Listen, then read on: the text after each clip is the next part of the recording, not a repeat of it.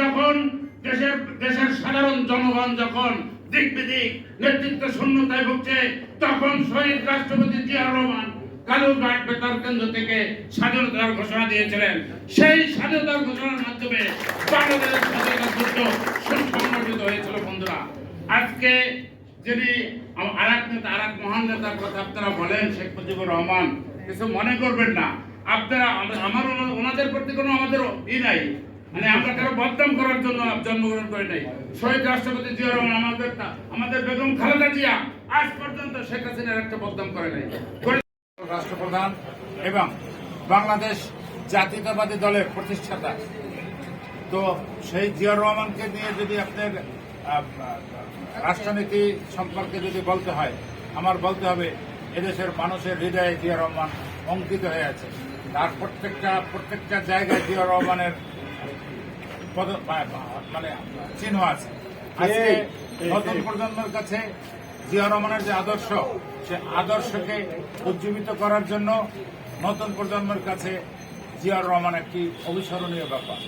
জিয়াউর রহমান দেশের যেমন একজন শাসক, জনক, রাষ্ট্রনায়ক, তেমনি এই নতুন প্রজন্মের কাছে সে হল একটা আইকন, সিম্বলিক আইকন, যাকে গণতান্ত্রিক আইকনও বলতে পারেন আপনারা। কৃষক যদি বলে যে আমার স্বনির্ভর বাংলাদেশ গড়ার জন্য জিয়াউর রহমানের, মানে আমাদের এই নতুন প্রজন্ম, সেখানেও জিয়াউর রহমান সফল। তিনি খাল খনন করেছেন, তিনি শুধু খাল খনন করেই ক্ষান্ত হননি, তিনি নিজে মাঠে ঘাটে চাষাবাদও করেছেন, নিজে উদ্বুদ্ধ করেছেন কৃষকদের, এবং কৃষির উপরে যে ভর্তুকি সেটা জিয়াউর রহমান দিয়ে গেছেন। আজকে যে প্রেস ক্লাব, এটার প্রতিষ্ঠাতা শহীদ রাষ্ট্রপতি জিয়াউর রহমান। এই প্রজন্মের যারা সাংবাদিক আপনারাও জিয়াকে স্মরণ করতে হবে, কারণ জিয়াউর রহমান এই যে জাতীয় প্রেস ক্লাবের প্রতিষ্ঠাতা। তো আপনাদেরকে আমরা বলবো, তিনি সাংবাদিকদের, এই নতুন প্রজন্মের সাংবাদিকদের কাছেও অবিস্মরণীয়, কৃষকের কাছে অবিস্মরণীয়, ছাত্রদের কাছে অবিস্মরণীয়, দেশের অর্থনীতিবিদদের কাছে অবিস্মরণীয়।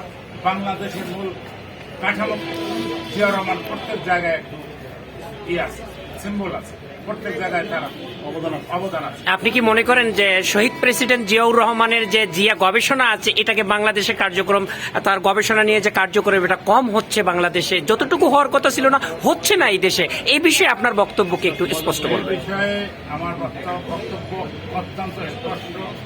জিয়াউর রহমানকে নিয়ে যে গবেষণা করা উচিত, সেরকম গবেষণাধর্মী প্রতিষ্ঠান গড়ে ওঠে নাই। গড়ে ওঠার পিছনে, না ওঠার পিছনে অনেক প্রতিকূলতা আছে। যেমন 17 বছর স্বৈরাচারী শেখ হাসিনা, তার আগে আপনার এরশাদ, এরশাদ বিরোধী আন্দোলন, এরশাদ আমাদের দাঁড়াতে দেয়নি, আমাদেরকে করতে দেয়নি। আমাদের অনেক গবেষণাধর্মী বই, আমাদের কমল কণ্ঠ, জিয়াউর রহমানের উপরে আমার একটা নিয়মিত প্রকাশনা ছিল কমল কণ্ঠ, তার একটি কপি পেয়েছি, আর সব কপি এই আওয়ামী বাকশালী চক্র আমাদের অফিস আদালতে হামলা করে তারা নিয়ে গেছে, চুরি করেছে। আজকে আমি মনে করি জিয়াউর রহমানের উপরে গবেষণা করার জন্য যে জ্ঞান, যে উপলব্ধি দরকার, তার অনেক কমতি আছে আমাদের দেশে। তো আমরা প্রজন্ম থেকে প্রজন্ম ছড়িয়ে দেওয়ার জন্য শহীদ জিয়া গবেষণা পরিষদ কাজ করে যাচ্ছি, অত্যন্ত দৃঢ়তার সাথে কাজ করে যাচ্ছি। হয়তো একদিন আমরা সফল হব। আমরা মনে করব আবার জিয়াউর রহমানের এই যে খালেদা জিয়ার বাংলাদেশে জিয়াউর রহমানের পতাকা পথ পথ করে বারংবার উঠবে। উনি মাটি ও মানুষের নেতা বলা হয়, এবং এটা আষ্টে পিষ্টে মিশে আছে, যার একটি গবেষণা করলে হাজার গবেষণা আমরা পাই। যেমন জাতনিম গাছ আছে, যেটাকে উনি এই বাংলাদেশের মাটিতে এনেছিলেন, কিন্তু উনি মাটি ও মানুষের নেতা, এই কথাটা কেন গ্রামগঞ্জে ছড়িয়ে দিচ্ছে না জিয়া গবেষণা পরিষদ?